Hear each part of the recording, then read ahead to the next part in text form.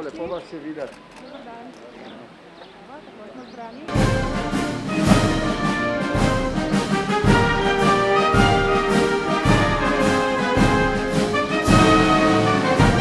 Hvala za res, v mojem imenu in v imenu države, ki jo predstavljam. Rekel sem, ja, res je, ki zaslužite en aplavz.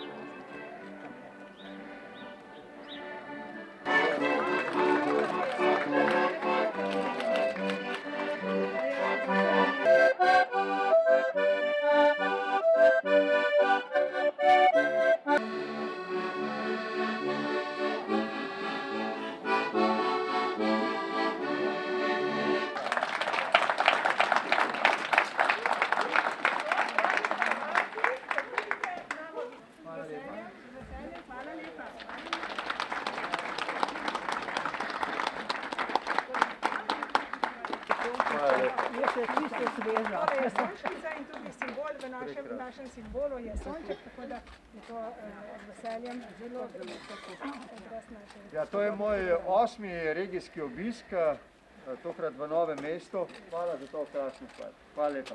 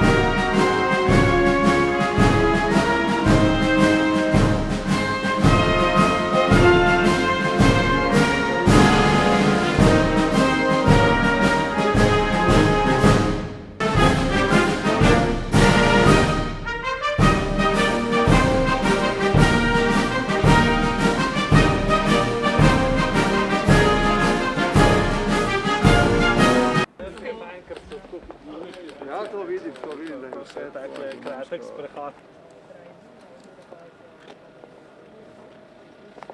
Lepo pozdravljeni, predsednik. Tako, lepo vas je videti znova. Spoštovani gostje, dobrodošel v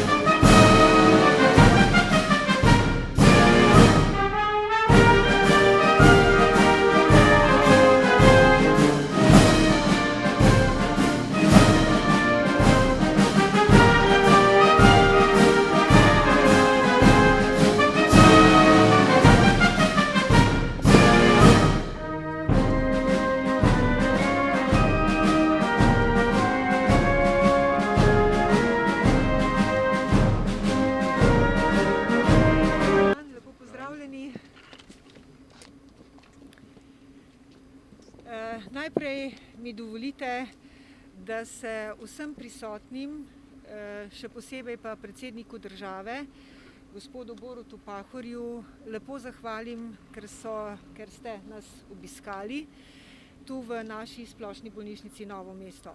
S tem ste nas počastili in še dodali k vrednosti našega dela. Naša bolnišnica, splošna bolnišnica Novo mesto, je ena izmed bolj obremenjenih COVID bolnišnic v državi, saj smo v vrhu epidemije obravnavali tudi po 120 COVID bolnikov na dan. Ponosni smo, da smo se kljub številnim izzivom, ki nam jih je epidemija prinesla, uspeli naučiti pomembnih lekcij za prihodnost. V konkretnem primeru prvega večjega izbruha virusa COVID-19, ki se je zgodil v državi v DSO, v Domu starejših občanov Metliki, smo bili sposobni videti širšo sliko, kar bi moralo postati vodilo delovanja našega zdravstvenega sistema in zdravstvene oskrbe za naprej. Stopiti moramo izven zidov naših ustanov, izven naših ustaljenih tradicionalnih poti. V ospredje moramo postaviti kolektivno družbeno odgovornost, solidarnost in biti tam, kjer nas ljudje potrebujejo. Da pa bomo vse to uspešno in učinkovito naredili, potrebujemo, da se skupaj povežemo, sodelujemo vsi potrebni deležniki, od lokalne skupnosti, civilne zaščite, zdravstvenih ustanov in drugih, in si nesebično delimo znanje in izkušnje. Hvala lepa. Lep pozdrav tudi z moje strani na Dolenjskem. Zahvaljujem se predsedniku za najin 8. obisk v prvi fazi namenjen regijskemu štabu in pa seveda problemom, izzivom, ki jih člani in članice in pa druga strokovna osebje vidi, da damo tudi predsedniku nekaj iztočnic za njegovo delovanje na državni ravni. Seveda pa zahvala vsem tistim, predvsem zdravstvu in pa vsem strukturam, ki sodelujejo v sistemu zaščite in reševanja, ki so pomagale zdravstvu in še pomagajo trenutno zdravstvu, da lahko opravlja tisto osnovno poslanstvo. Tako da jaz sem prepričan, da bova s predsednikom, upam, da pred koncem epidemije zaključila naš regijske obiske, še 5 jih imava, ki so pa dobrodošli. Ne toliko za nas kot pripadnike civilne zaščite ali pa te strukture ožje, ampak tudi za širšo javnost. Vidim navdušenje nad obiskom predsednika v ustanovah, kot so DSO-ji, tudi zdravstveni domovi, tudi bolnišnice, kar kaže na to, da izkazuje on in z njim tudi jaz eno veliko priznanje vsem tem, ki so se v obeh valih, upam, da tretjega ne bo, držali tako dobro. In prepričan sem, da če bomo spoštovali in apeliram na vse ukrepe, na vseh nivojih, da bomo prekurili to epidemijo vsaj do poletja, ker če jo bomo kasneje, bo hujše. Mislim na tiste posledice, ki jih bo pustila. Če bo pa do poletja, pa jaz sem laik, ampak moje občutki so taki, da bo bistveno lažje. Seveda je tukaj še en pogoj, ki ga predsednik vedno omenja, da bomo poskušali kot država, verjetno se bo tudi na to kaj odzval, zagotoviti še kakšne druge vire cepiv, če ne bo drugače, da bi seveda to dosegli tudi na ta način. Hvala lepa.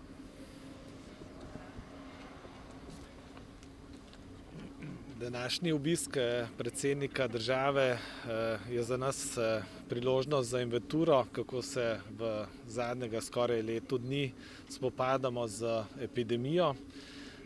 Lahko ugotovimo, da seveda v naši regiji je ta bilanca vsega narejenega, vsega, kar je za nami, dokaj pozitivna.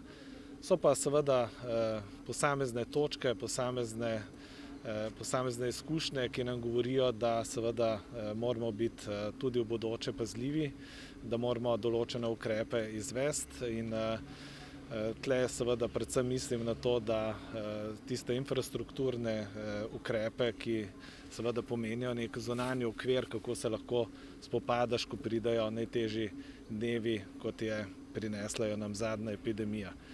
Zelo pozitivna izkušnja tega leta je, da smo v naši regiji, torej Dolenjsko-Belokranjski regiji, znali zelo dobro sodelovati, da smo pogosto presegali tiste formalne okvire, ki jih predpisuje delovanje posameznih inštitucij, da je sodeloval tako tisti javni sektor kot civilna družba in da smo skupaj res naredili nekaj izjemnih aktivnosti, ki so seveda olajšale našim občanom, našim državljanom seveda življenje v tem obdobju. Tako da hvala predsedniku za današnji obisk, mislim, da prinaša neko simbolno pomembno sporočilo, neko zahvalo, ki jo seveda tudi sam dodajam vsem tistim, ki so res bili v prvih bojnih vrstah, ki še danes skrbijo za to, da družba normalno teče. In jaz verjamem, da je to nek dan, ko ni samo sonce nad nami, ampak prinaša nek optimizem v naše vsakdanje življenje. Dober dan, gospe in gospodje, in hvala za vašo potrpežljivost, da ste počakali nekaj minut, da sem zaključil ta obisk v Novem mestu z občudovanjem in z hvaležnostjo v pogovoru in v srečanjih z vsemi, s katerimi sem danes govoril, tako za civilno zaščito kot domom starejših občanov, zdravstvenim domom, z vsemi ostalimi institucijami. Vse to mi daje eno občutek ene vere, upanja, da bomo skupaj uspeli. In glede tega bi rad rekel naslednje pomembno sporočilo. Včeraj smo se predsednici in predsedniki parlamentarnih strank dogovorili, da bomo najkasneje do sredine marca organizirali vnovičen posvet, srečanje predsednikov in vodij poslanskih skupin z strokovno javnostjo glede izhodne strategije iz epidemije COVID-19. To se mi zdi včeraj najpomembnejši sklep in zame in predsednika vlade predstavlja neko pomembno nalogo, da ta posvet dobro pripravimo, da poskuša odgovoriti na vse dileme za nazaj in za naprej, kot je bilo rečeno, strniti vrste v finalni fazi boja proti covidu, ker menim, da bo tudi skupno bolj usklajeno ravnanje državnih organov, vlade, državnega zbora, prispevalo k temu, da bomo s krizo hitreje in uspešneje opravili. Tako da na koncu te uvodne izjave ne rečem samo, da lahko povsod, tudi tukaj na Dolenjskem, v Novem mestu, občudujem solidarnost ljudi in institucij, brez katere se ne bi skozi oba vala krize izvlekli tako dobro, kot smo se. Lahko to rečem z občudovanjem in kot sem rekel, z veliko hvaležnostjo. Mislim, da se mora izkazati v tem smislu pri zadnji finalni etapi tudi država in mislim, da smo včeraj za tem sestankom pokazali eno politično voljo, ki je mogoče v zadnjem času primanjkovalo in je dajala en vtis ali pa navdihovala eno razpoloženje, ki ni bilo najbolj tvorno. Zdaj pa se mi zdi, da bi lahko v naslednjih tednih s tem skupnim delom vendarle obrnili tudi to razpoloženje skladno z letnim časom, pomlad bo, mogoče bo torej več tega sodelovanja, zaupanja med nami. Vse to se mi zdi, da je priložnost, da je ne smemo zamuditi in gledam na to z odgovornostjo, da k temu prispevam in tudi z upanjem, da nam bo to uspelo. Imate kakšno vprašanje? Ja, jaz bi imel Rasto Božič in sicer glede zdravstva še ne, to so vprašanja našega ministra. Prosim. Ali se boste morda ali pa ste se že srečali z novim ministrom za zdravje in kaj menite o njem in njegovi viziji reševanja zdravstva? Najprej naj rečem k temu, kar sem prej omenil glede ciljev posveta predsednikov, vodij poslanskih skupin in strokovne javnosti glede izhodne strategije COVID-19. Ne gre samo za ukrepanje glede cepljenja, ampak gre tudi glede ukrepov praktične strukturne narave v zdravstvenem sistemu. Tukaj pričakujemo seveda tudi predloge novega ministra za zdravje. Jaz novega ministra dobro poznam iz najinih profesionalnih srečanj, tako v bolnišnici na Jesenicah, kot v UKC-ju v Ljubljani. Vedno je name naredil vtis človeka, ki ima široko znanje in je hkrati zelo praktičen, človeka, ki je vreden zaupanja, ki razume svoje poslanstvo in se nadejam, da kljub omejenemu času, ki ga ima na razpolago kot minister, če bodo volitve redne, bodo najkasneje maja prihodnje leto, pa vendarle mislim, da smo dobili v ministrsko ekipo nekoga, ki bo razumel potrebo, ki nastaja po nekaterih ukrepih z ravni države v javni zdravstveni sistem, da bo ta še bolj kakovosten, da bo še bolj dostopen, še bolj odprt in nazadnje bolj konkurenčen. Tako da zdaj se mi zdi, da je priložnost za to, da ne sme vlada, državni zbor, politika reči, da je sistem utrujen in mora ostati tak, kot je. Nasprotno, prav zato, ker je utrujen, se mora, kolikor je mogoče, praktično in seveda premišljeno spremeniti tisto, kar bo dajalo zdravstvenemu osebju, ki je do zdaj nosilo glavnino bremena sovpadanja z epidemijo, dalo svežih moči. Tako mislim v kadrovskem smislu, finančnem smislu, kot vseh ostalih podpornih ukrepih. Mislim, da to lahko z novim ministrom storimo. Ja, omenili ste finančnem smislu. Ne? Kaj pa menite od tega, ali je predlagana razgradnja enotnega plačilnega sistema prava rešitev za zaposlene v zdravstvu? To je gotovo ena izmed osrednjih dilem. Jaz mislim, da, to sem rekel tudi direktorici, je pošteno ugotoviti, da so bili in bodo zdravstveni delavci, zdravniki, osebje izpostavljeni hudim obremenitvam, so bili v času epidemije, so in tudi bodo, ker bodo morali nadoknaditi vse tisto, kar je bilo zdaj zaradi covida opuščeno. Bolniki pa čakajo in računajo na to, da bo vse v čim bolj realnem času tudi uresničeno. Da se s primerno nagrado seveda to poplača. To se mi zdi prav. Kako? Na to vprašanje je več odgovorov. Jaz ne bi želel prehitevati mnenja pristojnih ministrov, ne za javno upravo, ne za zdravstvo. Počakajmo, da vidimo, kakšen odgovor je najboljši za to, da pridemo do tega cilja. Ali se bo ostalo znotraj enotnega plačnega sistema, ali bo vlada šla po kakšni drugi, nekoliko bolj tvegani poti, kot zdaj lahko ocenjujemo, ampak cilj pa je, se mi zdi lahko jasen, treba je zagotoviti ta sredstva. Prosim. Včerajšnje ste še omenili srečanje s predsedniki strank parlamentarnih, dveh strank ni bilo, kot vemo. Predsednik LMŠ Šarec pa je potem vas na Twitterju pozval, da se odzovete na retvitanje premierja Janše o Koranu, na dejstvo, da je UKOM zavrnil financiranje javne službe STA za januar in na poziv Evropskega komisarja za pravosodje naj Slovenija vendarle že potrdi slovenska člana Evropskega javnega tožilstva. Kaj torej menite o teh temah? Najprej vsak ima seveda pravico do svojih stališč.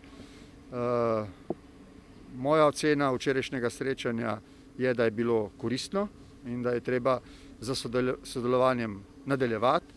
Seveda pa spoštujem tudi drugačne ocene in odločitve. Osebno pa ostajam prepričan, da je, kolikor je to težko v politiki, potrebno sodelovati, ne zato, ker imamo enaka stališča, ampak prav zato, ker imamo različna stališča. Šele to daje smisel seveda iskanju skupnih ocen.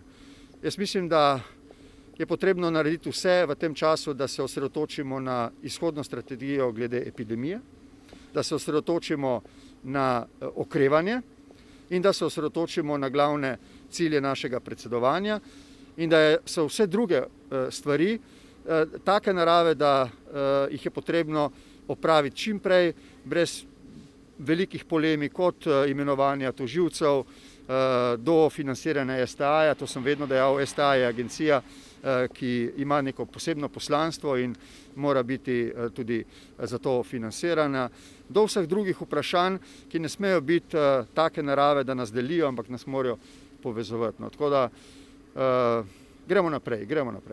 Okay? Hvala vsem, srečno.